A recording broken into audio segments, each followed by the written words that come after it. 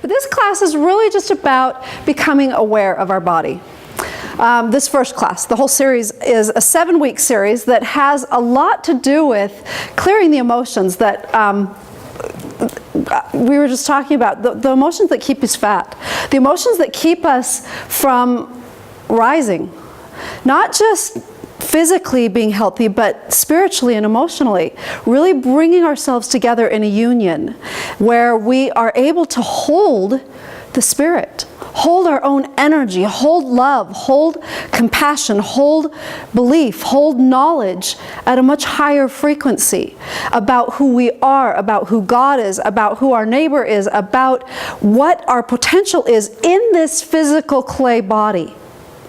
That's what this 8-week series is. And I almost say 7, but it's 8 weeks. And the reason it's 8 weeks is it's very, very founded on a principle that is undeniable, that God has given us since Moses was when it was introduced. It's the principle of the 7 feasts. Have you guys ever heard of the 7 feasts that are the Lord's? He talks about, in the Old Testament, these 7 feasts are mine and they shall eternally be mine. And you shall eternally celebrate these 7 feasts. And as I was taught these principles, he showed me you must teach up until the fourth feast. Because at that 4th feast is when you are really able to go in and empower the body. To become empowered. Not just the first 3 feasts, the first 3 days of creation, the first 3 principles are about getting clean. And the 4th principle, the 4th feast, is about being empowered over the elements of the earth. And I don't know about you guys, but I really want to be empowered over the elements of the earth, which are these elements. These are my stewardship. And if this is my stewardship, and this is your stewardship, how are you doing? Do you like what's going on? Are you in love with what's happening? Are you a good steward? And I'm going to put another word to that. Are you a good God?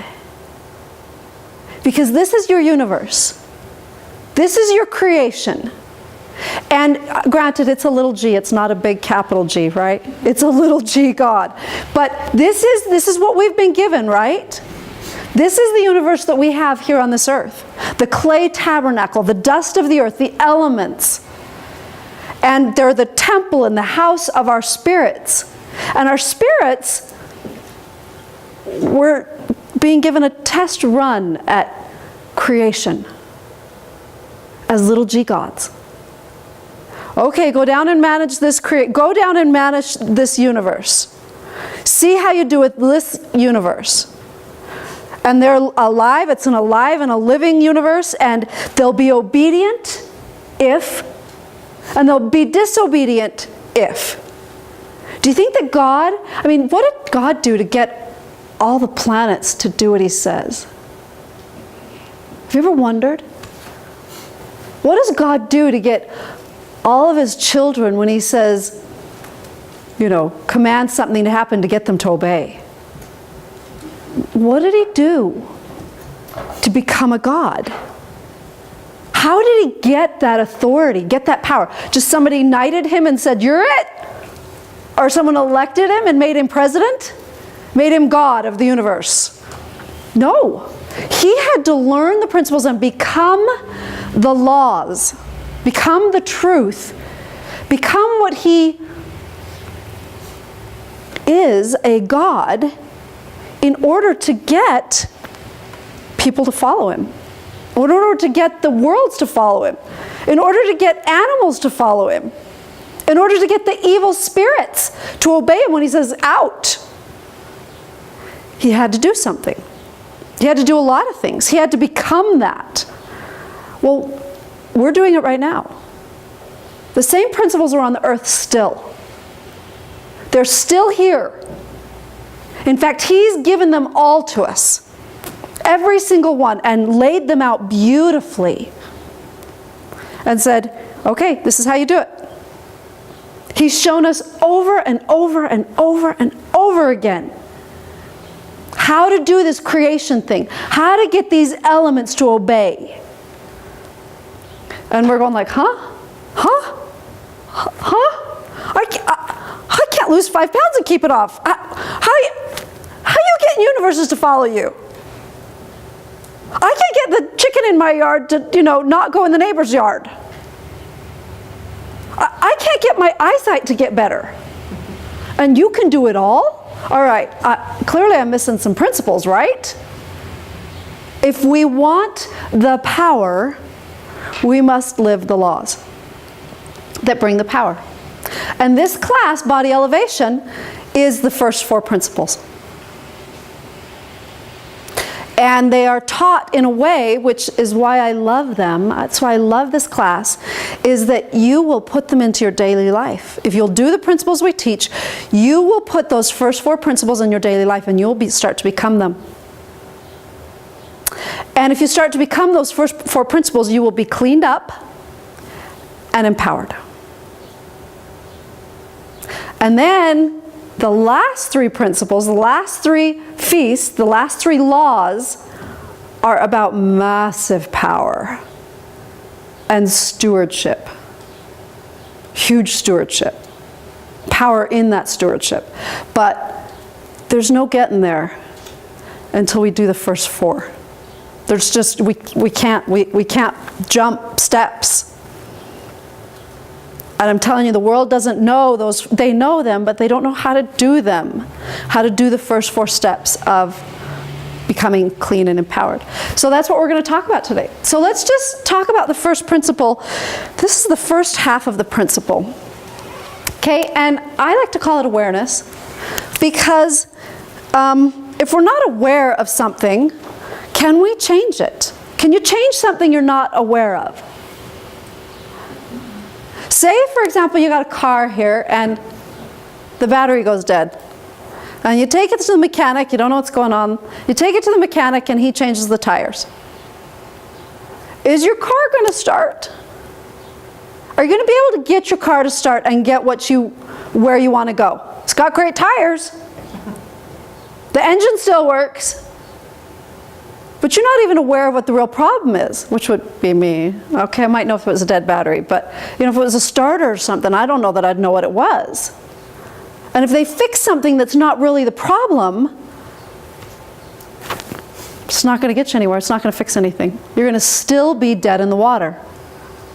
So we've got to gain an awareness of what's really going on. And it's not just what's going on out there. And it's not just what's going on with our body.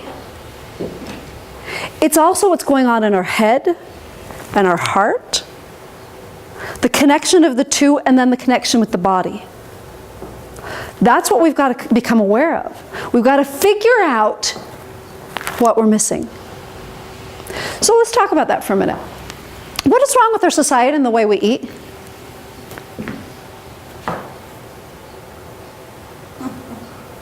Just give me one thing. Fast food. Fast food. What else? Junk food. Junk food. Big portions. Huge portions. Yeah. What about nutrient content? In the toilet. None. I mean, you've got these huge portions and you are starving after you finish eating it. You're still hungry. And you've just put away 3,000 calories. Right? Our nutrient content has gone way down. Our calorie content has gone way up. And we are driven by our taste buds. I mean, when I lived in France, boy, it was a totally different story over there. They really eat very differently than our Western society. They eat way more healthy. And they are way more aware of exercise, and they don't go out and have to go to the gym. They just walk everywhere they go. They just walk everywhere they go. And they don't put margarine on everything, they just use butter. And they eat for hours. Portion, little portion, little portion, little portion, little portion. And they do it several times a day. There's not a lot of chemicals that go in. Everything's fresh from the garden. I mean, you go get your groceries that day. You have these tiny little fridges. It's just everything's going to go bad because it's going to be fresh. And we have food on the shelves for years. And if you got food on the shelves for years, you know there's no nutrition left in it. None. Because nutrients and enzymes break down food that is alive and living. Okay? So, let's become aware of our food issues. So good questions are, why do we eat? What do we eat? When do we eat? All right, those are all things that we just have talked about. And is there anybody here that doesn't know that sugar is bad for you? You don't know it is? You think it is good for you still? I actually think it's better than some things. Oh, I agree. And I don't think I'm it's with you there. terrible criminal that we think it is. I think there's some good things to it. So if you were to do like I did and live on Coke and donuts I don't live on every sugar, day, but I enjoy every bit of it that I get. And right? it's And we should enjoy it. and it's hard to replace it in cooking and baking. The beautiful things we can make with it. There is It something makes really it beautiful. palatable. It makes, I mean, I like sugar and plain white Right. sugar. Right. It probably has 0, but I'm looking for other alternates, and honestly, to feed 10 people, I don't It's feed them honey cheaper. every time. Right. Maple syrup. It's definitely cheaper, isn't it? It is. It is cheaper. We have made sugar very cheap, and we use it plentifully, don't we? And I don't think sugar's horrible either, but I do think the way we use it and overuse it. In fact, you can't go, if you were to find almost any box on a shelf in any grocery store today, it's going to be the first, second, or third ingredient. It's 10 times more addictive than cocaine. Sugar is? Sugar is. And high fructose corn syrup is 8 times more addictive than cocaine. So sugar is a problem for us. Just because it's in everything, and it is abundant. If we were to live like they did, 100 years ago and have a birthday cake 3 times a year, it wouldn't be a problem. But we have it literally in everything we eat, and it's way on the top of the list of things that we're eating. Salt or sugar or some other sort of starch. Okay, so those things are important that we understand, and we're going to talk about some of those things because those are really important. We do need to understand the nutrition issues, the gut issues, the enzyme issues. We have to understand the body if we want to bring the body into obedience. But that's not the main point of this class. The main point of this class is, how do we eat? Because you can go to Weight Watchers and they're going to tell you what to eat and how much to eat and when to eat. Okay? And any other food class, any other food program, they're going to tell you what to eat, how to eat, and when to eat. But this class is very different. This one's going to come at it from the inside out. Everything else goes from the outside in. And looks at what we put into our body, only what we put into our body as far as nutrients. But in this class we're going to look at what do we put into our body as far as emotions go about what we eat. What kind of energy are we putting into the body when we eat? I mean, for example, if you were to go across the street over there to Crown Burger, what would you order? And would you feel totally confident eating it if it wasn't a salad? A big hamburger. They've got the best fries in the world. And I don't eat their fries without their sauce. Their Thousand Island, their fry sauce, oh, yeah. And I could live on French fries and fry sauce. The chocolate malt. Oh, they're chocolate malt, yes, and a chocolate malt.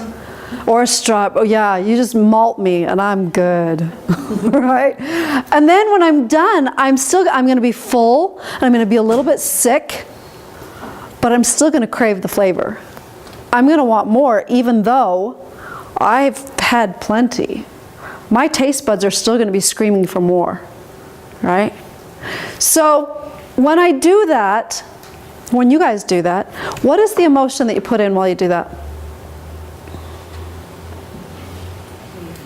What is it? I feel good when I... Just happy? Is there any, do you ever feel bad about it? Do you ever worry, is there any worry that you're going to gain the weight? Yes. Yeah. Is there any fear that you're going to be sick after?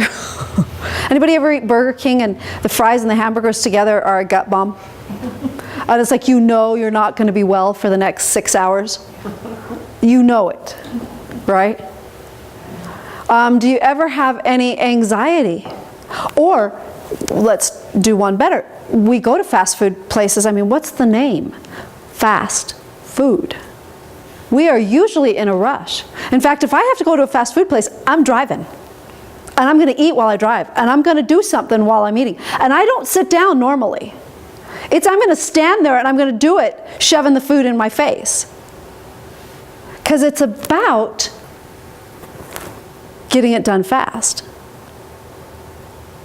And so, you know, those emotions that I'm putting in my mouth of rush, fear, anxiety, it's not going to be enough.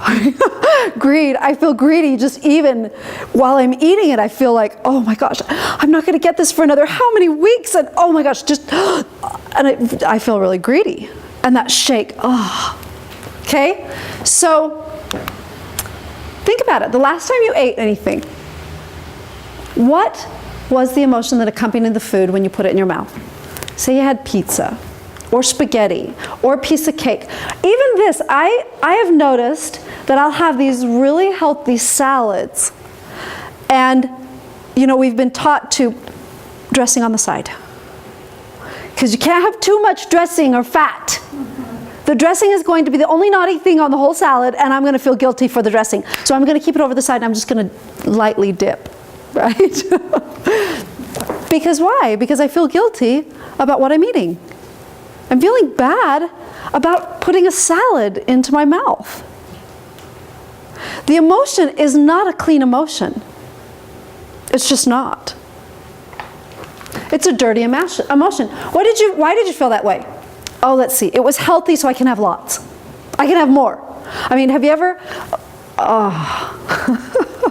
have you ever made a vegetable tray? And, you know, it's got all the beautiful vegetables, and then right in the middle is that sour cream dip, right?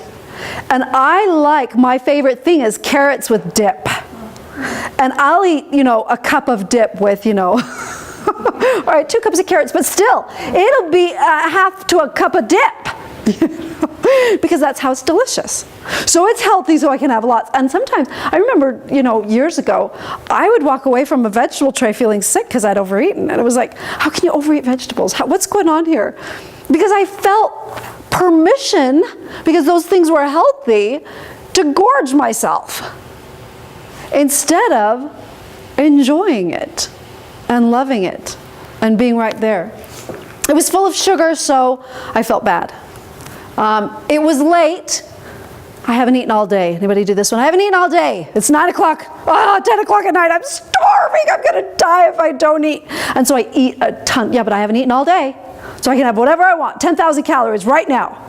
Because I haven't eaten all day.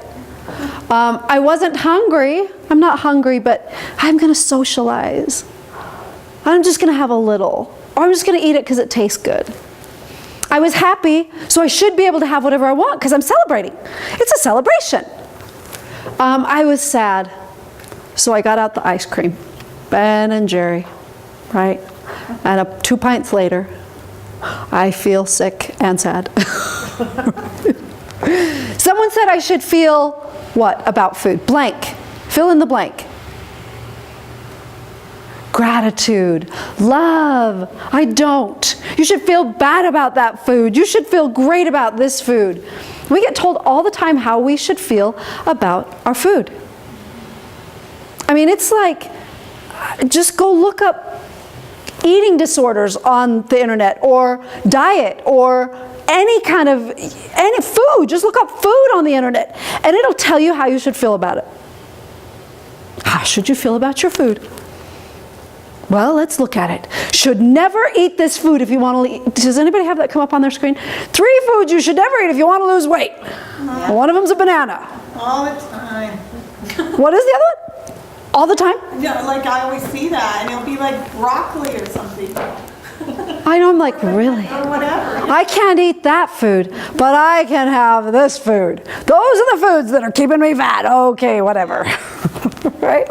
So, are you eating on a clean plate? Emotionally. Because you know, the really interesting thing is we really do have these stories, these programs that we play in our head. over and over and over again. And we go to bed and we put pajamas on, and we get up the next day and we shower and put on new clothes and new socks and new underwear, but we start the same program in our head again. We just push play and go from the one yesterday that wasn't doing us any good yesterday. It didn't help us, it didn't fix our lives yesterday. We aren't getting what we want. We didn't get what we wanted yesterday, but we're going to push play on that program today, and we're going to go forward today in the same program. If you were to do that with just your clothing, if you were to do that just with your mouth, think about just not brushing your teeth, taking the crud out of your mouth every morning and every night.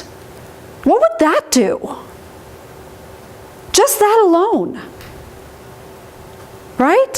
So we got to figure out what we're doing, because I believe we're eating off a dirty plate. Anybody here want to take a plate from the sink and make yourself a beautiful meal and then dish it up on a plate someone else has eaten off of, or even one you ate off of 2 days ago? Or last week, last month? That is what we were doing. Who would go out of business, and how fast, if they started serving food on dirty plates in restaurants? They would be shut down.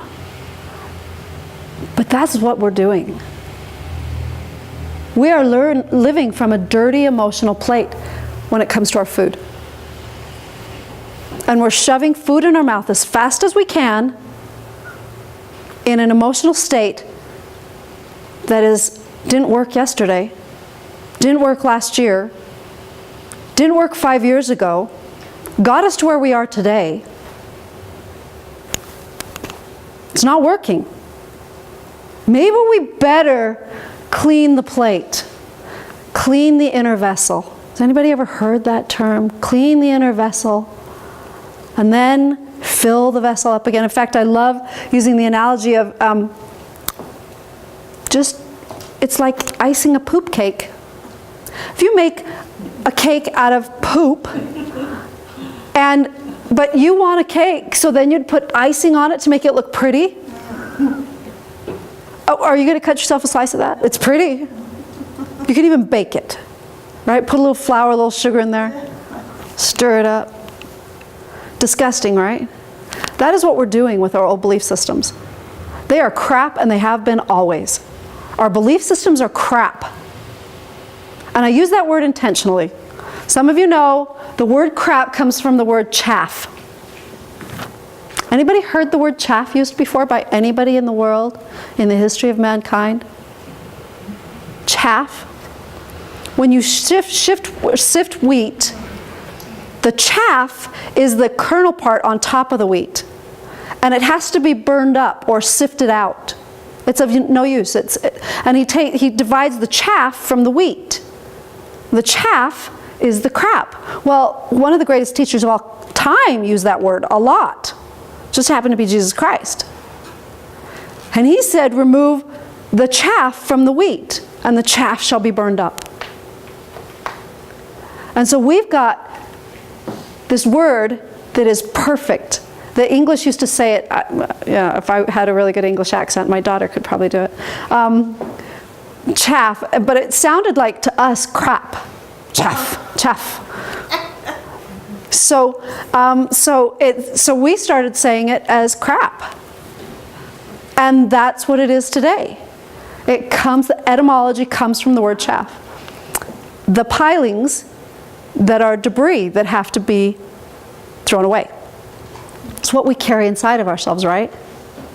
So, do you want to eat off a dirty plate? Are you tired of, are you loving your emotions as you eat? Are you even paying attention to your emotions as you eat? Are you aware of the emotions as you eat? We need to watch it. Okay, so, hey Andy, would you come raise this up for me just a little bit? This is Power versus Force. There's a book, and it's called Power versus Force, and the guy who wrote it is, what's his name? David Hawkins. David Hawkins. And it was written probably 20 years ago, 15 years ago. Thank you. And So he went in and he looked at energy, different emotions, and the energies that they held, and how much energy they held. And at what point that energy became empowering, and at what point it was force creating. So you can move things with force, or you can move things with power. Okay, there's a difference. When you're forcing something, it's working against you. When you're moving something with power, it's working with you. That's the difference between power and force, okay? The way he's defined it. Okay, so the lowest of these emotions is at a 20. So this goes from 0 to 1,000. Okay, this lowest one right here is shame. Anybody ever felt shame before? A little bit? Can you kind of remember the biggest times in your life? And you look back, the biggest wounds usually are right where shame happened. You had an experience, and shame means you were exposed before you were prepared to be exposed. Someone saw something about you before you were prepared to share it. Before you wanted somebody to see something about you, they saw it and called it out, and called you out. And you were like, okay, it's the same emotion that Adam and Eve had in the garden. When Lucifer said, "You're naked. Look, you're naked." And they were like, "Oh my gosh, is this a problem? I am naked." And so what did they do? Let's cover ourselves. Leave, let's go leave. Right? So they covered up, and shame caused us to cover up. Well, what does fat do? It covers us. It covers us. And it does it really well, especially for women. We want to be covered because we have body issues, shame. We've had thousands of years of shame piled upon us for lots of different reasons. We aren't even going to go into the blame part. There's lots of different reasons, and we've picked them up. We've believed them. We've carried them. We've held them. We are still holding them. Where do you hold yours? Everybody has a spot, right? Where they hold their most shame. And you know it's your most shame because it's the part you don't want your husband touching. Right? It's the part that you don't want seen, so you cover it. Right? Isn't that what we do? That's shame. And do we ever eat with shame? Right. I mean, when we are depressed or we've done something and we feel like we need to be comforted, food's one of the best places to go. But we're putting that food in our mouth with the energy of shame. And do you think it's ever going to make its way out? As long as it's covered in shame? No. Not as long as we're eating it again in shame. The next one up is about 10 degrees higher. And this is so here's a poster of it. So every level, it's a logarithmic energy field, and it increases. 1 equals 1, 2 equals 10, 3 equals 100, 4 equals 1,000, 5 equals 10,000, 6. So it's not a 1 plus 1 is 2. 2 plus 1 is 3. Okay, these points as they go up fast. It's logarithmic. So when you move up one energy point, it's a big energy point. Okay, so to go from shame to guilt, that's an increase. Which one feels better, shame or guilt? Guilt. Guilt. Why? Why? Why does shame feel worse than guilt? You got somebody to blame now. And shame, it's just all you. You have to take all of the bad. Yep. Shame is about I am bad. Guilt is about I did something bad. So you're not actually owning it as though you are the bad one. Shame is the absolute lowest energy because you say, I did something bad and I am bad. And I've got to cover myself up because I am bad. Okay? So when you get up into guilt, that feels great. It's liberating. Okay, then we go up into apathy. You can only be in guilt for so long if you don't actually do something to get rid of the guilt, to remedy the guilt. Apathy feels great. And apathy is, yeah, whatever. It doesn't matter. I don't care. I'm going to get fat and old anyway. So I may as well eat as much as I want because I'm going to get fat and old anyway. Right? Grief. This is the one I lived in probably from the ages of about 16, 15, until about 37. And you know grief because grief looks like looking back and saying, if only my parents would have loved me. If only I wouldn't have done that when I was 8. If only someone would have been kind to me. If only, and looking back and having sorrow for what you did or what wasn't given to you in the past. That's what grief is. Okay? Fear. The majority of the world lives in fear. That's just the number we're at, is fear. And it's really fascinating because we don't even know we're there. In fact, I did a Zytoscan. That's where you go in and have your energy read because it energetically reads your whole energy of your body. Had a woman put her hand on the Zytoscan, and you can do just emotions. And the number one emotion that came up was fear, and it was like 800, which is really high. It was really high. And I was like, oh my gosh. And I told her, yeah, you've got a lot of fear. She says, no, I don't. I was like, I know you. You have a lot of fear. You are driven completely by fear. No, I'm not. I mean, she had no idea that that is where she lived the majority of her life. And I just happened to be related to this woman, so I knew that her main motivation in her life was fear. She was motivated all the time by what wasn't going to happen or what was going to happen. And being afraid that something was going to happen that would be out of her control, that she'd be blamed for, that she wouldn't be able to rectify, that would cause a big problem somewhere else. Anybody live there for more than 5 minutes in their life? Yeah, when you go into worry, that's where you're at. You're in fear, anxiety, withdrawal, fighting. You fight for what you want because you're afraid you're going to lose it. Right? So then but that feels way better than shame. Feels way better than guilt, apathy, or grief. Way better. I mean, that's a whole 70 or 25 points, logarithmic points, than grief. I mean, have you ever been to a movie and the adrenaline that pumps during fear feels pretty good if you've lived in grief or apathy or guilt or shame? That's like, I think that's why teenagers love those darn things. Is because they have been so shamed most of their life that it's like, oh, fear, that's so fun. Let's get some adrenaline going. It's really delicious. So then we get into desire. Now this one is an interesting one because it's the very first principle in my book. Desire. You got to have desire. Desires are really, really, really important. I mean, they are massively important because you become what you desire. Straight up. Whatever you want is what you will be. Not only will you get it, you will become it. Okay? So, desire, though, is a tricky beast because we have to learn how to have desire and also how to give up desire and receive desire back. And have it all be in this relationship with God, with our higher power.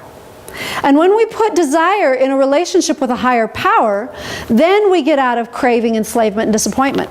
But as long as we're living with desire and we are all about going out and getting what we want and working for what we want, isn't that what we teach our kids to do? Well, what do you want? Let's motivate you. It's that carrot thing. How well does carrot work? If it worked so well, we'd all be exactly our perfect weight. Because you go shopping for clothes and they don't fit and you feel guilt and apathy and grief and fear, and then you get this big desire, I'm going to do it, I'm going to do it, I'm going to do it, until your next meal. And then it's like, yeah, whatever. And it doesn't hold it. These energies don't hold.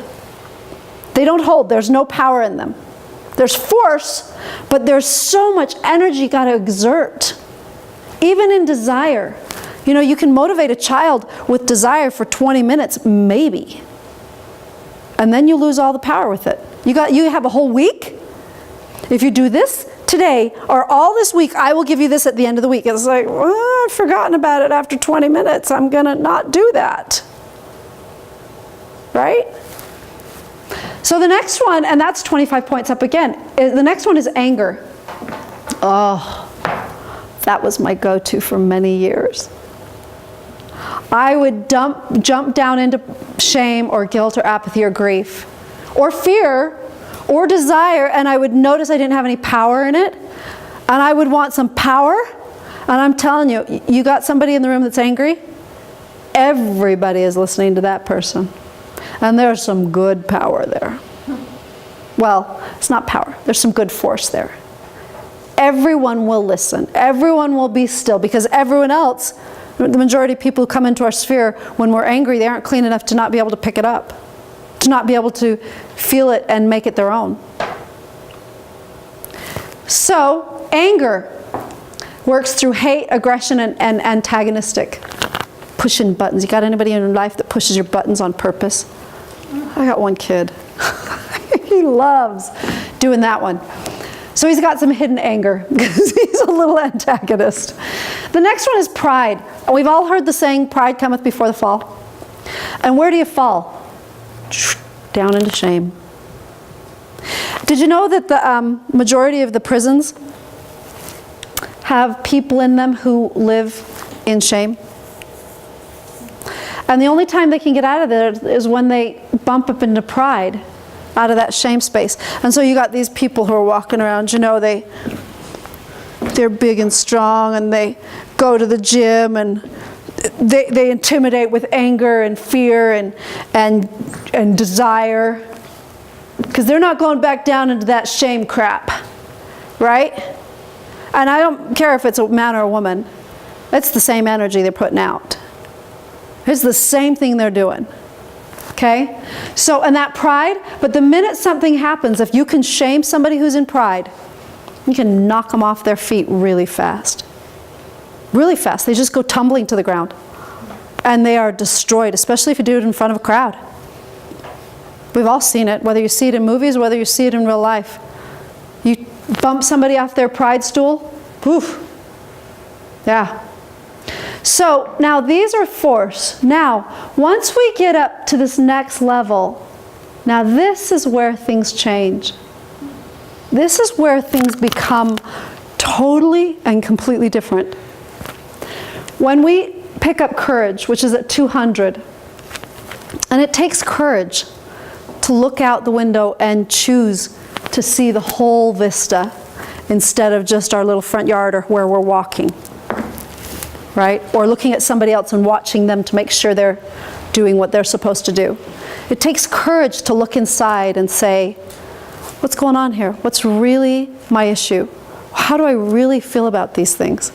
Why have I chosen this emotion for 30 years? Why have I chosen this attitude? Why have I chosen this habit for 30 years? Why do I keep doing this? That takes courage. And it's powerful. And as long as we hold that, we're in a powerful place. But then, if you go from courage into neutrality, neutrality is even better. Neutrality is about being okay with anything. Being okay with whatever happens, that you just trust. You trust. You're satisfied when things happen. You feel a release. You just release things from your power. You don't have to have power over them. You don't have to force them. You don't have to manage them. You don't have to manipulate. It's okay. Everything will be fine.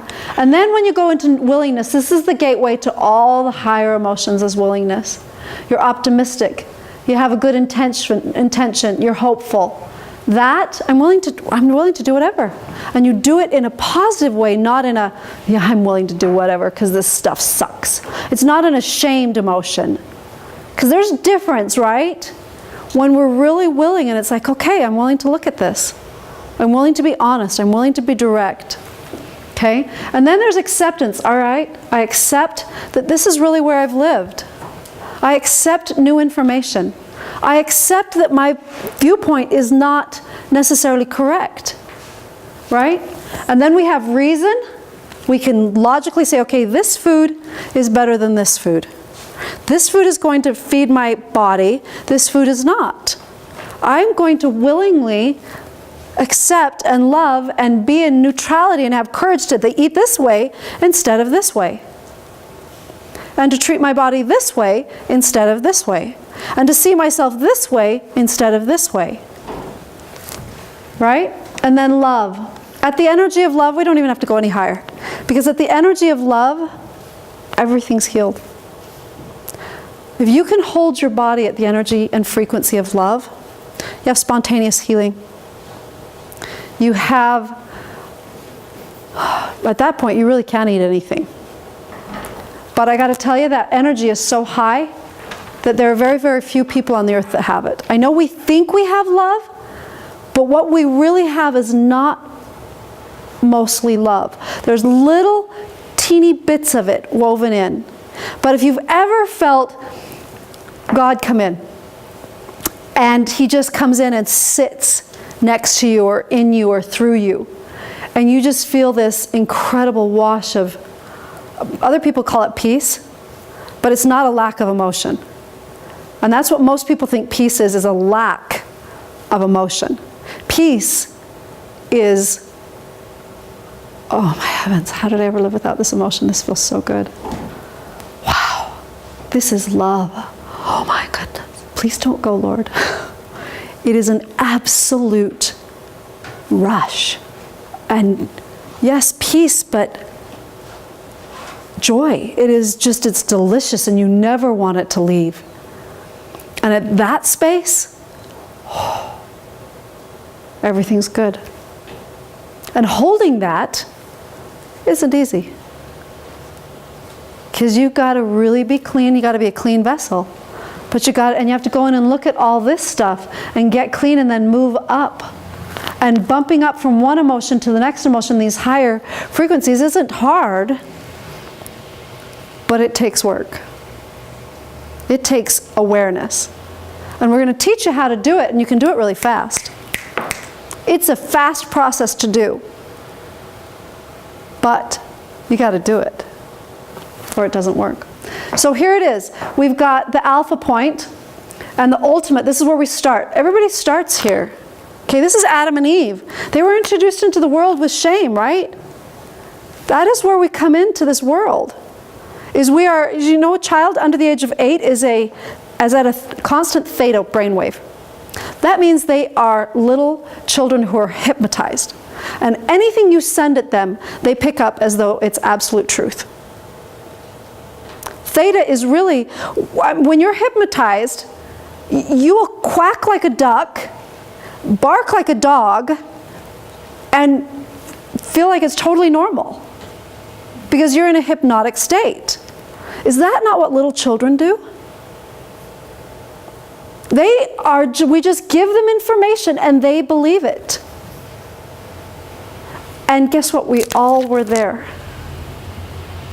And those same patterns, mental and emotional patterns, are running through our heads all the time.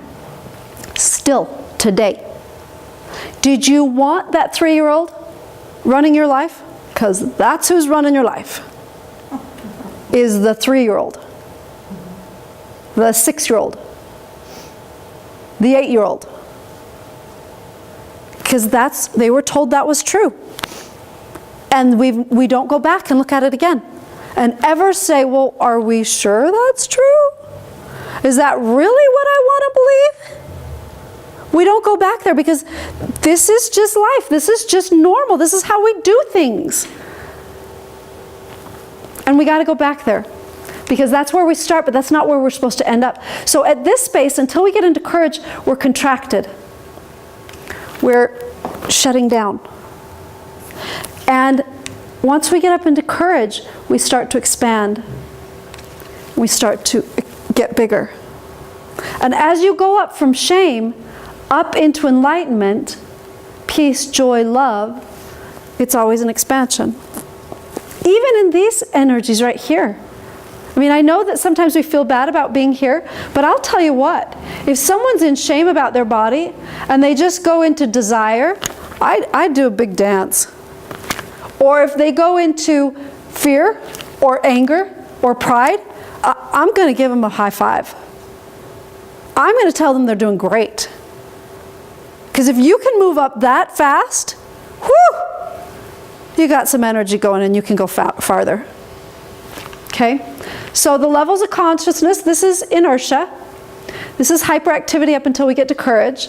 And then when we get through courage, through forgiveness, optimism, trust, we're happy and productive. Level 1 zone. Once we get into understanding, which is reason, now we're at peak performance without stress. It's like we understand things and we don't get stressed about it because we know how long they take and we know when we're going to do them and we're not stressed about them and we know that God's going to help us. We have confidence and trust. Remember down here, courage, trust, optimism, forgiveness. Now we're in understanding. We're at peak performance without stress. Now, when you go one higher, it is a whole 100 points, but you go into love, things start happening synchronicitously. We get synchronicity. Okay, things just start to happen. They're taken care of. And I got to tell you, it's the best place to be. Because God just takes care of things. It's like, okay, I need some help with this. I need honey, Father, honey. He is my honey. Father, I need to sell my house. Okay. 3 weeks later, sold. Okay, now I really need a place to live. Okay. No, it's not that one. Look at a couple. No, it's not that one. No, it's not that one. Oh, there it is. I got it right there. Did you see? Okay. And things just drop for you. They just happen. You don't have to, it's not like you have to fight it or battle it or force it. It just moves. If it's God's will, it just moves. And you just know that it's right. And it's delicious. So, do we have a desire to change our mood state? Because we got to get up and big enough into desire to change our mood state. And that usually takes an awareness that we're not in such a good state. So, there's a study that was done that said 43% of people eat to alter their mood. Okay, I think that's more like 95.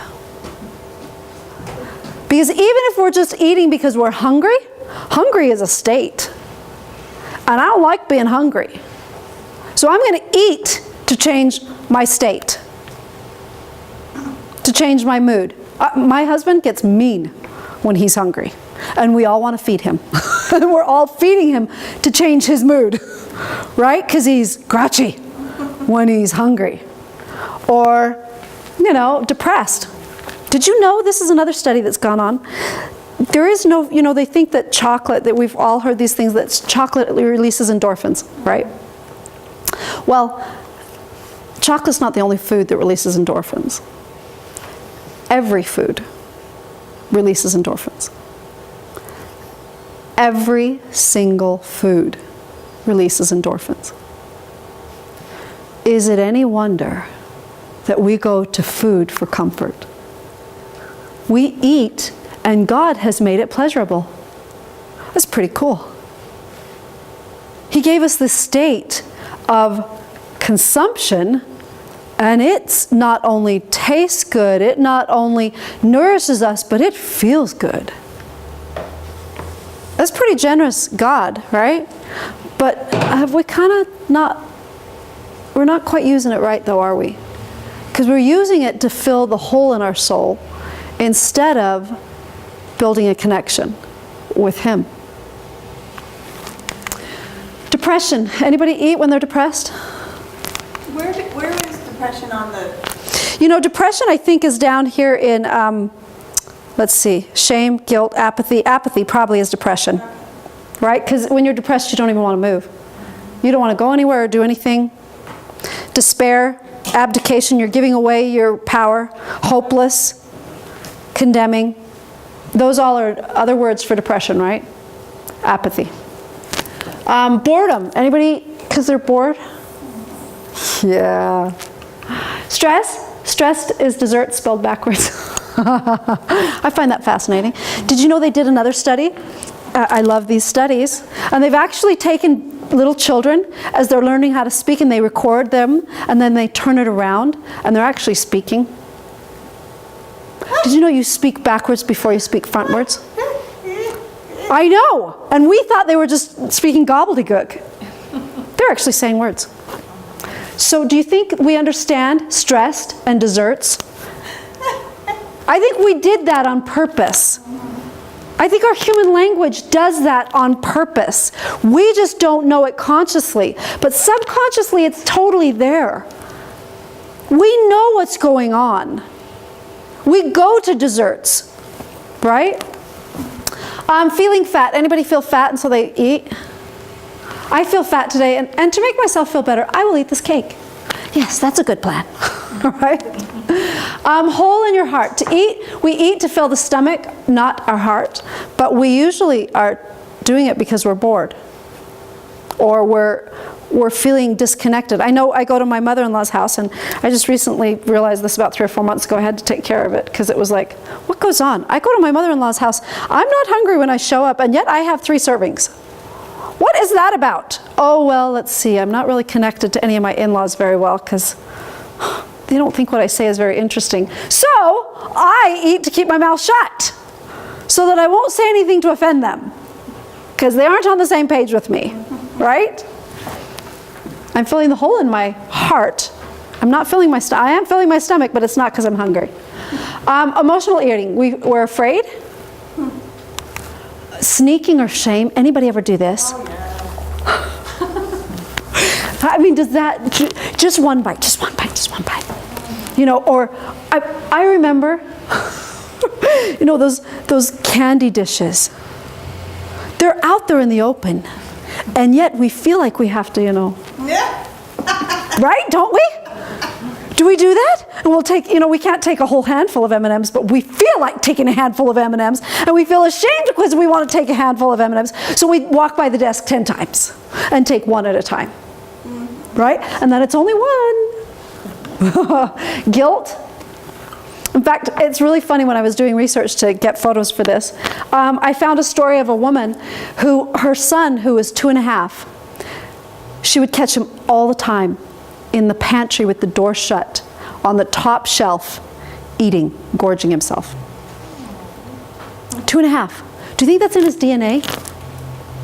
I would bet that's in his DNA. I don't know what happened to this kid, but he feels bad about eating, about being hungry all the time, or just has this addiction to sugar. So I bet it was sugar that he was eating. In fact, the camera, the picture was him eating cold cereal on the top shelf of the pantry with the door closed. Oh. Desire to feel loved. Yeah, that's what I'm doing at my mother-in-law's house, isn't it? Oh, I just want to make connection. It's not going to work, so here. Have another spoonful of something. Right? Need for control. Today I will live in the moment. Unless the moment is unpleasant, in which case I will eat a cookie.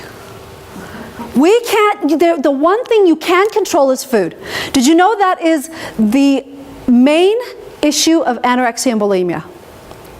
It is not about food. It is always about control. Something else in their life is out of control, and the only thing they feel like they have a right to control is food.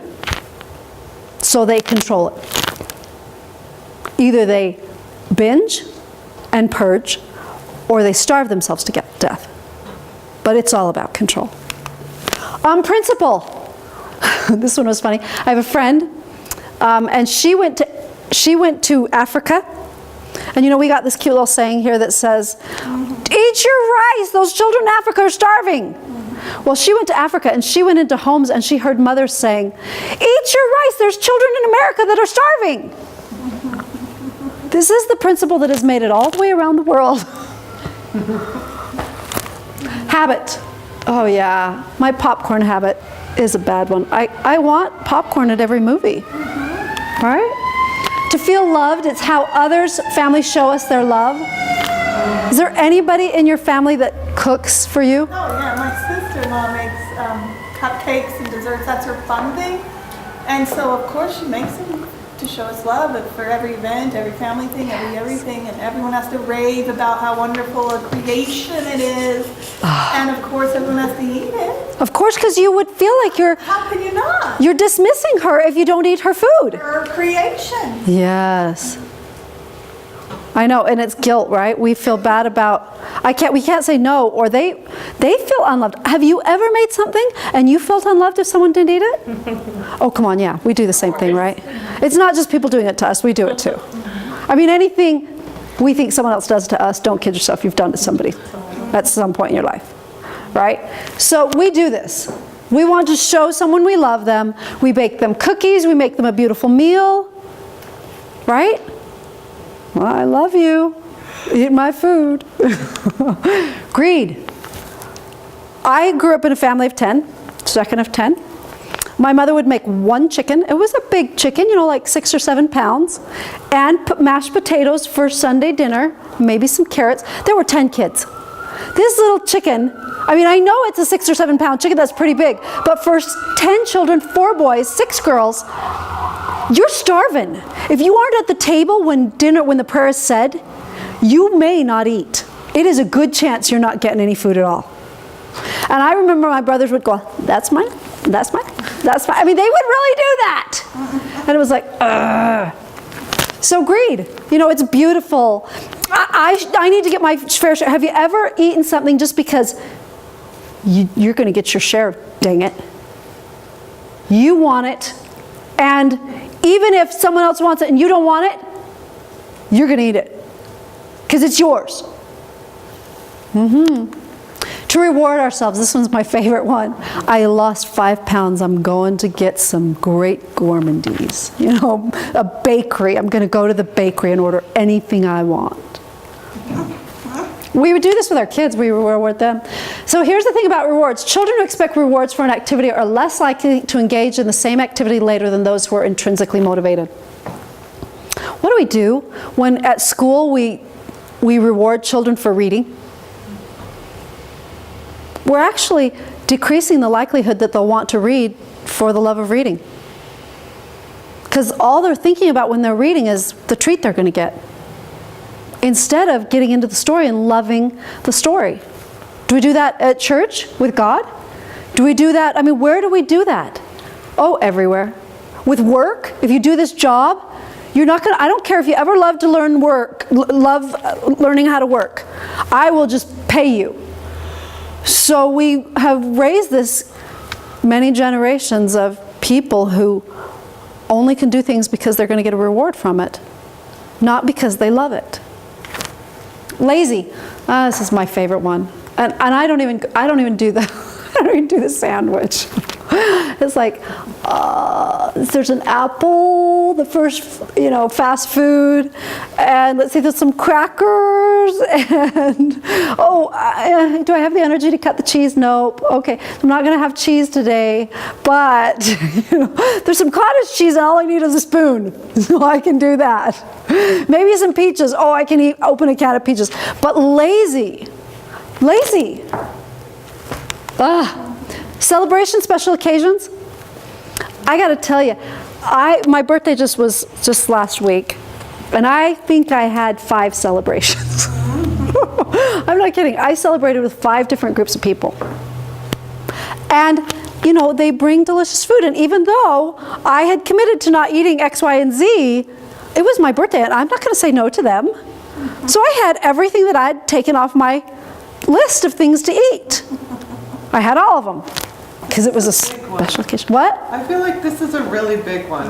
Because we celebrate everything, don't we? By the time we do birthdays and ladies' lunches and coworkers this and the holidays, and it's just the weekend, it really can mess you up when you're trying to go for an eating plan. Huge. You have an intention about how you're going to eat or live or exercise or anything related to the body. This will trip you up every time, not only in food, but in time and in commitment. I don't know. It really doesn't. We got to figure out how to get through this one without losing our whole motivation, because there is something about, so the pattern is you go from chaos into order, and then you've got to kind of deconstruct and go to a higher order. So in order to go into a higher order, you've got to go into pretty strict order. And then you've got to go into a little bit of chaos again to go back into a higher order, which means that there are times when you allow yourself chaos, or you allow yourself to eat these things. It's about empowering you in your eating habits. Do we eat because it's there? I know if I go to a Chinese buffet and they have sushi, I'm going to eat plenty. And if they have shrimp, even if it's fried, I'm going to have one. I will likely have one. I deserve a treat because I've had a tough day. In fact, I had a tough day yesterday. And Andy came home. First thing she says was, can I get you a treat? I got my kombucha. I got my treat. Thank you. But it's that way. You've had a bad day. Can I get you a treat? We're procrastinating doing something else. Like a child that wants a drink before they go to bed, right? This is mine. I didn't eat all day, so breakfast 250. Mine was breakfast is 30 calories. Lunch is 75 calories. Snack, I didn't get one. Dinner, 70,450 calories. That is my day often, right? Mindless bites. You ever see these little teeny tiny cookies? Or these little what are they thinking? That we're gonna eat? I mean, I really think you eat, yeah, you're gonna eat just one? Or, in fact, I went to a cookie. You guys have ever been to Snap? What's it called? Snap? Ruby. Snap Ruby. Ruby Snap? Snap Ruby? Yes. Okay, you walk in there and they will give you a taste, a bite of any cookie there for free. I had to taste them all. There was only 20 there. Only 20. This was on my birthday, by the way, so I justified it because it was on my birthday. I really, after that, I really have never felt so drunk in my life. I'm not kidding. Yeah. My head was spinning. I was dizzy because I don't eat sugar. So that inundation of that much sugar, I mean, I really couldn't walk straight. It was amazing to me what 20 little teeny bites. I mean, it really was just a little bite. And then I'd pass the rest on. I didn't even eat the whole bite they gave me. And then I'd pass, here, you taste this one. All right. And I was there with 6 other people, so we were all, you know, just a little bite of the little bite they gave us. And I still got drunk from it. Psychologically, it's kind of awesome, right? You don't have to count it. All you're doing is looking at every one little piece. You don't even have to account for it. Right? I didn't even eat a whole cookie. I mean, in my mind, I didn't even eat a whole cookie. Right. I probably had 10 cookies. Or 3. I mean, they're big enough and they're full enough of sugar that 10 or 3 is about the same. Right? So how do we really feel about food? How do we really feel about the way we eat? How do we really feel when we eat? What are we really doing to our body? What are we really doing to our spirit? Are we being empowered? Because that's what food is meant for, right? It's meant to nourish us. It's meant to empower us. It's meant to cause us to grow. It's meant to give us energy and not drop us flat, you know, energy for 20 minutes and then drop fat. It's meant to make us beautiful, lean, trim, strong, muscular. That's what food is meant to do. But what have we used it for? What are we using it for? You need to be healthy to lose weight, not lose weight to be healthy. This is true. If we don't get emotionally healthy, in fact, who here has ever been on a diet and they lost, 5, 10, 20 pounds, and then 6 months later it was all back? No? Yeah. I think everybody's done it, right? Whatever your relationship with food is, here it is. It's the law. And what is the law?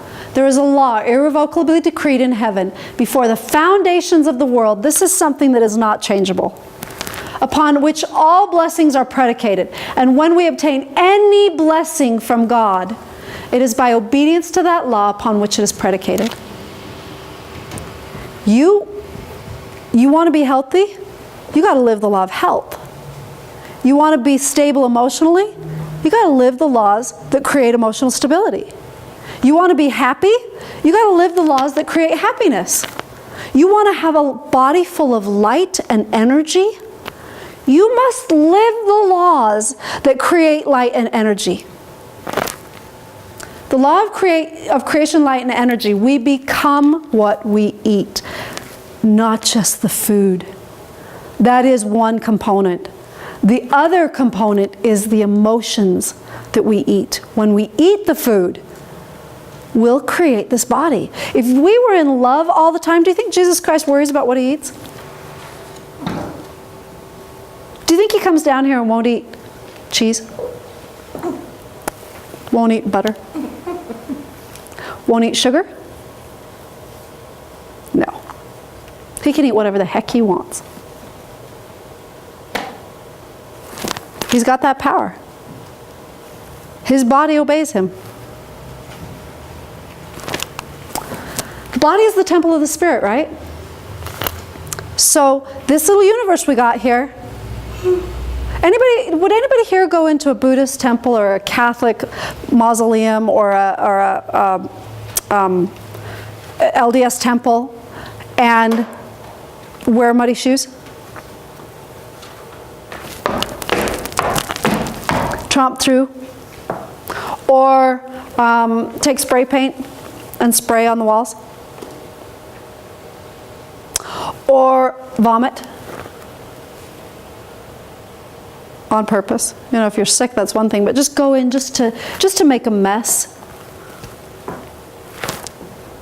And yet, we put stuff in our bodies all the time that is super disrespectful, super unloving, super ungenerous, mean. I mean, it's not only not kind, it's mean. We say things to ourselves and about ourselves and to our bodies. They're just cruel. You would never say that to anybody else, but you say it to yourself. You treat yourself with disdain. You would never treat anybody else the way you treat yourself. And you expect that body to obey you, and you get mad at it when it doesn't. Did anybody here, as a child, love to obey that parent that yelled at him? Was happy to do whatever that parent said when they were yelling at him, or a teenager? I mean, it was about when we were teenagers, right? When mom and dad would yell at us, we'd start to rebel and say, I'm not doing that for you. Is that what we're doing to our bodies? I think it is. We are not just a body or just a spirit. If we ignore the body or the spirit, the other will not increase.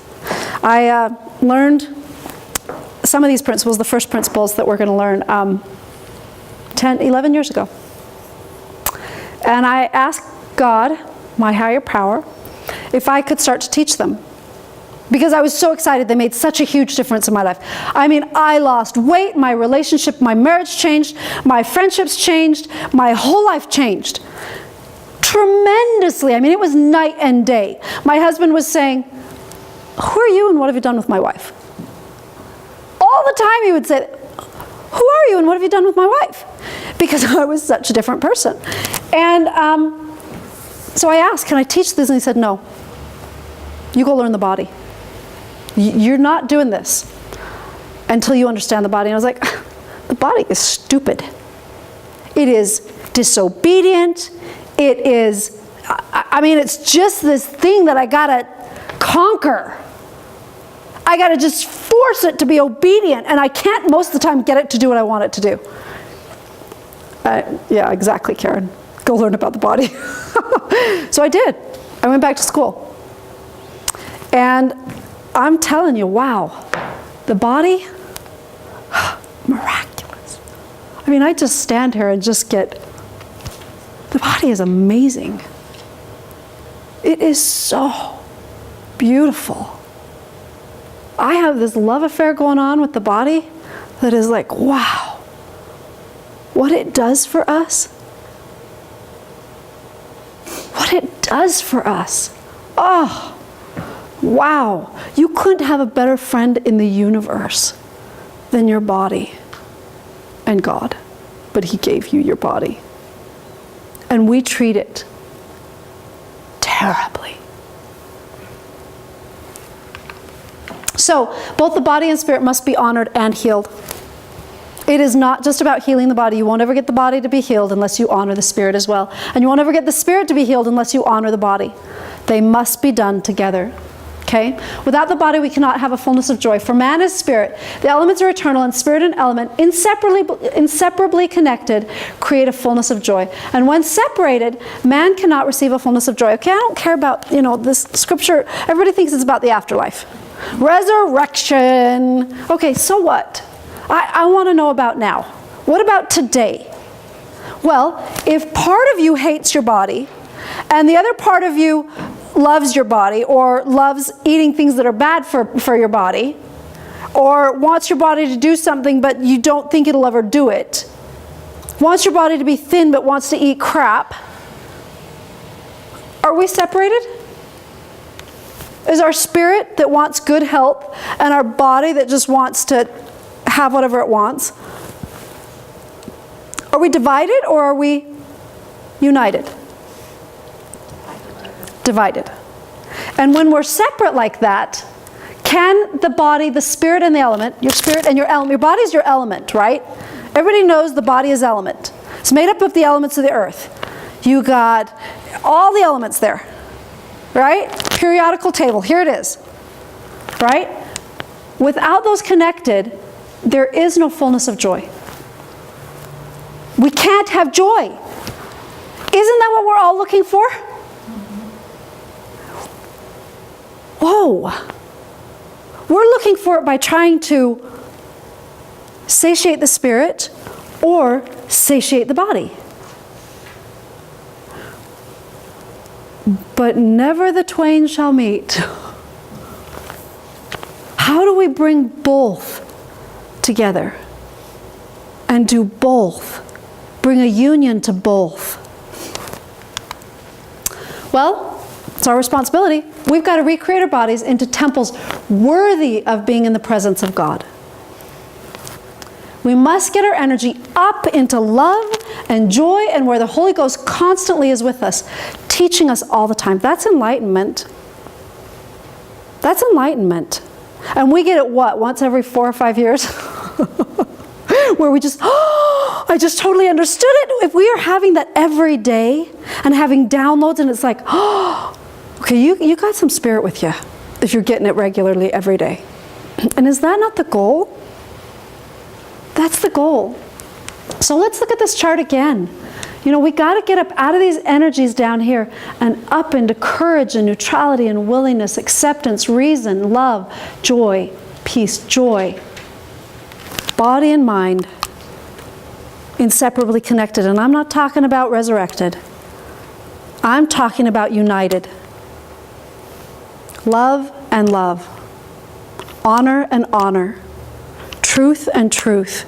The body has truth and the spirit has truth. The mind has truth and the heart has truth. You bring those two together, the body and the spirit, unite them in anything, and you're going to have joy. You're going to be up here. That's the secret. Serenity, transfiguration, feeling complete, bliss, illumination, perfect.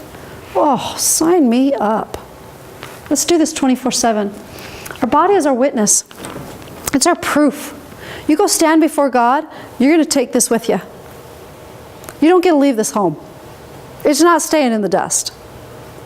And although it may be resurrected, it will still illuminate the amount of light you brought into it here on this earth.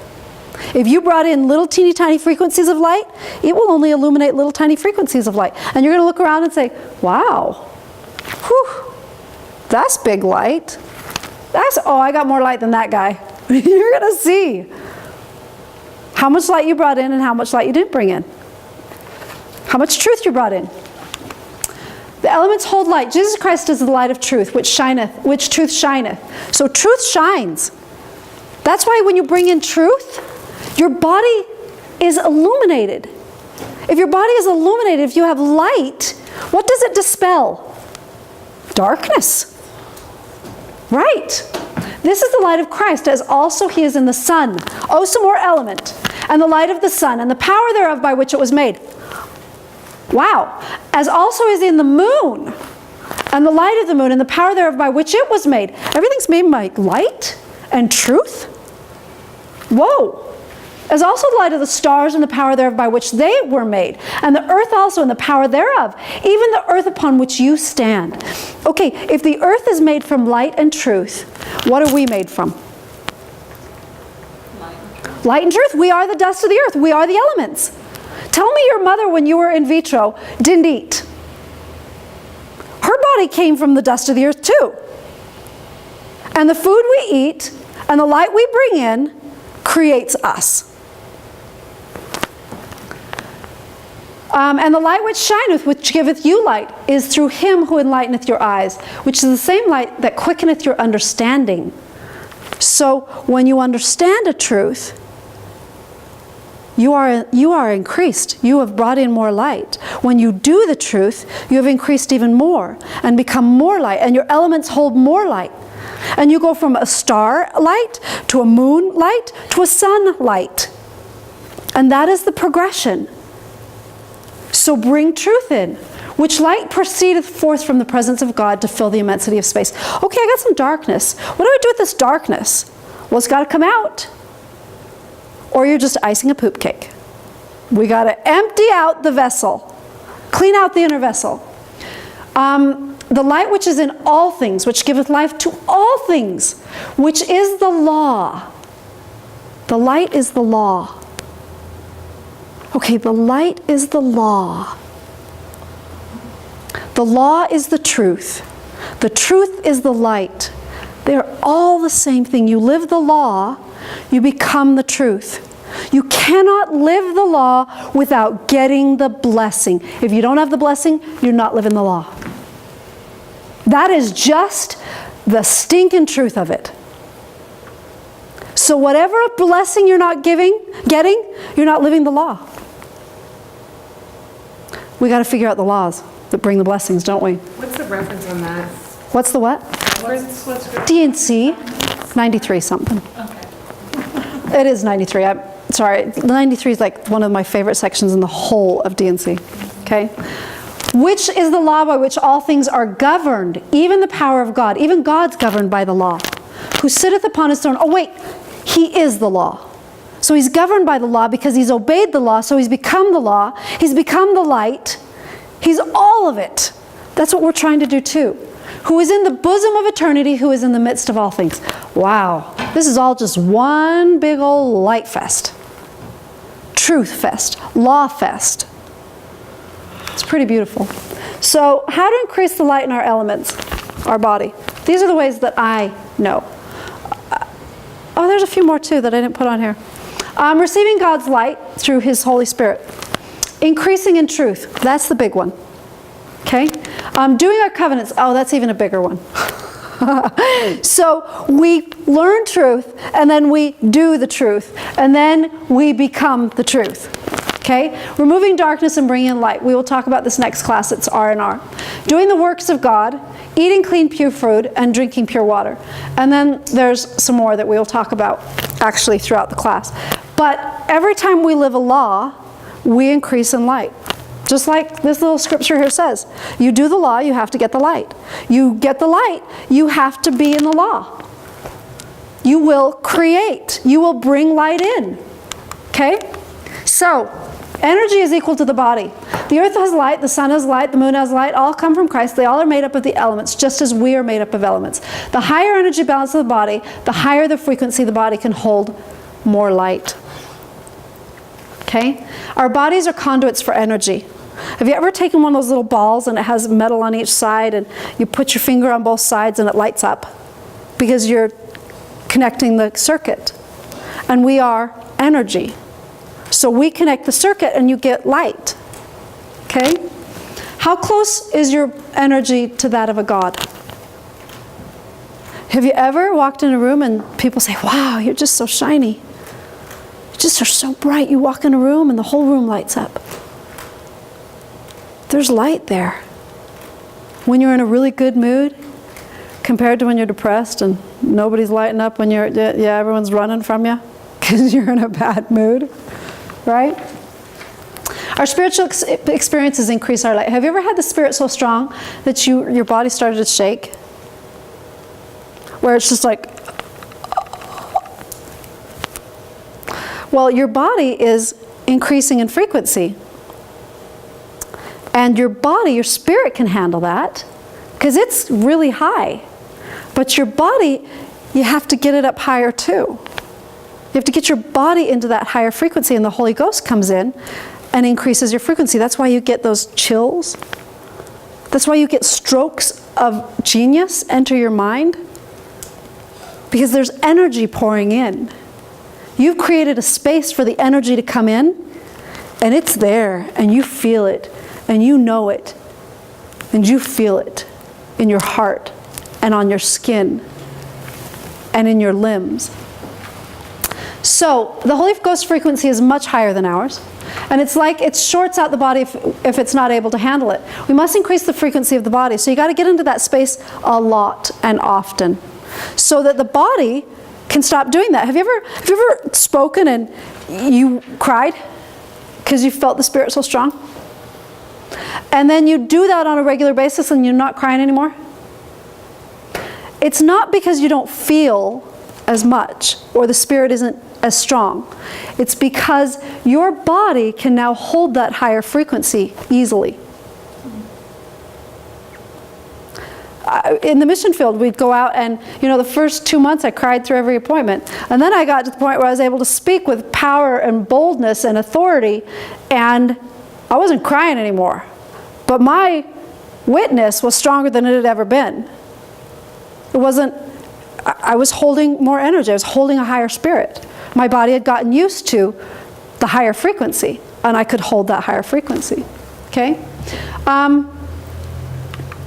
Let's see, your creation and light. Moses 2:3-4, and I, God, said, let there be light. Oh, wait, that's you. Let there be light. Let there be Susie. Let there be Susan. Let there be each of us. And God said, let there be light. And there was light. And I, God, saw the light, and that light was good. And I, God, divided the light from the darkness. We are little g gods. It is our turn now to divide the light from the darkness, to take out the darkness and put in more light. Okay? Food is a conduit for light. It has frequencies and elements that help our bodies hold or lose light. We're going to learn some of these principles. We're going to learn how to bring in emotion that holds higher light. We're going to learn how to bring in food that holds higher light. We're going to learn how to bring in energies, the spirit, how to actually increase through different things to actually bring in higher frequencies. So, and Jesus said unto them, yet a little while is the light with you, meaning him. Walk while ye have the light, lest darkness come upon you. For he that walketh in darkness knoweth not whither he goeth. While ye have light, believe in the light, that ye may be the children of light. These things spake Jesus, and departed, and did hide himself from them. So, when we have light, we need to really bathe in it and bask in it, instead of hopping around from light to dark to light to dark. And we become the children of the light. Who wants to be a child of light instead of a child of the darkness? Because the more we swim in darkness and fear and anger and frustration and depression and grief and apathy and guilt and shame and pride, the more we swim in those emotions, the more we're swimming in darkness. And we can create the light. We can create love and joy and acceptance and willingness and courage and neutrality. We can create and go into those. Or we can love these ones and live in the darkness. It is our choice every day. As creators, that is our choice. So there are 7 steps to gain food freedom. We must first learn what is standing in our way. That's today. We're going to just go from here. Next class. I don't remember what it's on, but it's a cool class. Actually, I think it's we learn the first principle of R&R. We actually learn how to take the dirt out and replace it with light. Our dirty emotional baggage is causing us to put darkness into our tissues. Guys, this is not just dark around us. We think that it's just darkness around us that causes us to feel depressed or anxious. It's not. It's actually in our tissues, and we've put it there. We've created it there. If our food doesn't have any light left in it, how are we to use it to become full of light? How do we do that? So our thought processes don't support taking weight off permanently. I did lose 5 pounds this week, but found it in the refrigerator this weekend. What we believe doesn't support what we want, what we're doing with our bodies. And we need to support this, okay? So, awareness plus R&R. R&R means repent and replace. We're going to learn that next week. But we need to pay attention to our emotions when we eat. So this is the assignment for this week. Get clean on all of them. Get clean on what you feel. Just look at them. The first step of getting clean is just being aware. The assignment for this week is just notice what you're eating, what emotion you're in when you're eating. Are you in shame? Are you in fear? Are you in grief? Are you in hurry? Anxiety? What is the emotion? Control, denial. Okay, denial's one of my favorites to go into. This isn't that bad.